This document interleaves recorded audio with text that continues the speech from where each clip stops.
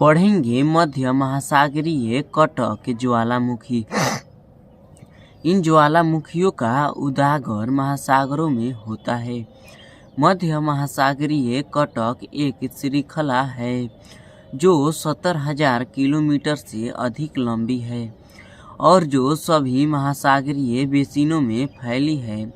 इस कटक के मध्यवर्ती भाग में लगातार उदागर होता रहता है। अगले अध्याय में हम इसे विस्तार पूर्वक पढ़ेंगे। ज्वालामुखी स्थलाकृतियाँ वोल्केनिक लैंडफॉर्म अंतर्वेदी आकृतियाँ। ज्वालामुखी उदागर से जो लावा निकलता है उसके ठंडा होने से आग्नेय शैल बनती है। लावा का यह जमाव या तो धरातल पर पहुंचकर होता है या धरातल तक पहुंचने से पहले ही भूपटल के नीचे शैल परतों में ही हो जाता है। लावा के ठंडा होने के स्थान के आधार पर आग्नेय शैलों का वर्गीकरण किया जाता है। नंबर 1, ज्वालामुखी शैलों। जब लावा धरातल पर पहुंचकर ठंड होता है और 2, पातालीय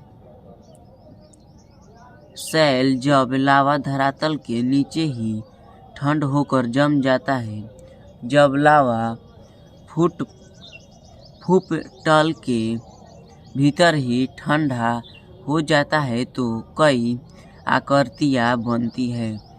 ये आकृतियाँ अंतर्वेदी आकृतियाँ इंट्रूसिव फॉर्म कहलाती है।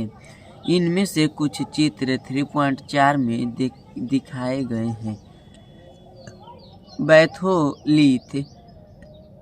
यदि मैग्मा का बड़ा पिंड भूपट्टी में अधिक गहराई पर ठंडा हो जाए तो यह एक गुंबद के आकार में विकसित हो जाता है। अनाच्छादन प्रक्रियाओं के द्वारा ऊपरी पदार्थ के हट जाने पर ही यह धरातल पर प्रकट होते हैं। ये विशाल क्षेत्र में फैले होते हैं और कभी-कभी इनकी गहराई भी कई किलोमीटर तक होती है। ये ग्रेनाइट के बने पिंड हैं। इन्हें बैथोलिथ कहा जाता है जो मैग्मा भंडारों के जमे हुए भाग हैं। लैकोलिथ। ये गुंबद नुमा विशाल अंतर्वेदी चट्टानें हैं जिनका तल समतल व एक पाइप रूपी वाहक नली से नीचे से जुड़ा होता है। इनकी आकृति धरातल पर पाए जाने वाले मिश्रित ज्वालामुखी के गुंबद से मिलती है। अंतर केवल यह होता है कि लैकोलिथ गहराई में पाया जाता है। कर्नाटक के पठार में ग्रेनाइट चट्टानों की बनी ऐसी गुंबद नुमा पहाड़ियाँ हैं। इनमें से अधिकतर अब अपचित्रित एक्सप्लोइटेड हो चुकी है। वह धरातल पर देखी जा सकती है। ये लैकोलिथ व बैथोलिथ के अच्छे उदाहरण हैं।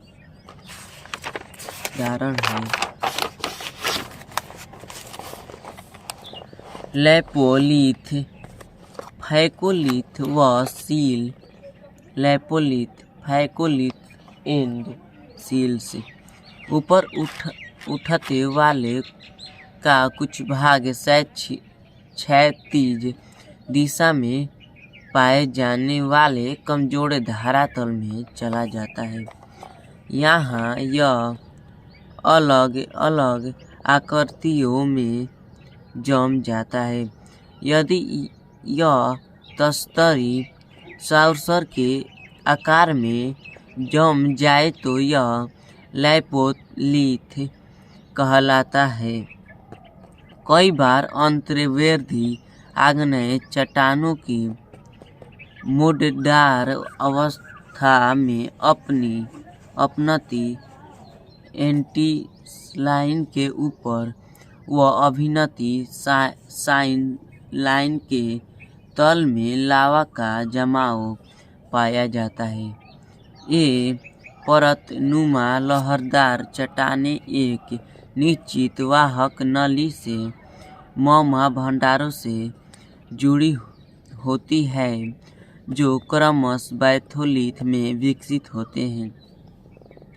यह ही फैकोलिथ कहलाते हैं। अंतर्वर्ती आग्नेय चट्टानों का क्षैतिज तल में एक चादर के रूप में ठंडा होना सील या शीट कहलाता है। जमाव की मोटाई के आधार पर इन्हें विभाजित किया जाता है। कम मोटाई वाले जमाव को शीट व घने मोटाई वाले जमाव सील कहलाते हैं। डाइक जब लावा का प्रवाह दरारों में धरातल के लगभग समकोण होता है और अगर यह इसी अवस्था में ठंडा हो जाए तो एक दीवार की भांति संरचना बनाता है। यही संरचना डाइक कहलाती है। पश्चिम महाराष्ट्र क्षेत्र की अंतर्वर्ती आग्नेय चट्टानों में यह आकृति बहुतायत में पाई जाती है। ज्वालामुखी उजागर से बने ढक्कन ट्रैप के विकास में डाइक उजागर की वाहक समझी जाती है। महासागरों और महाद्वीपों का वितरण। पिछले अध्याय में आपने भूभाग के विषय में पढ़ा। आप संसार के मानचित्र से भी परिचित हैं। आप जानते हैं कि पृथ्वी के 29% भाग पर महाद्वीप और बाकी पर महासागर फैले हुए हैं।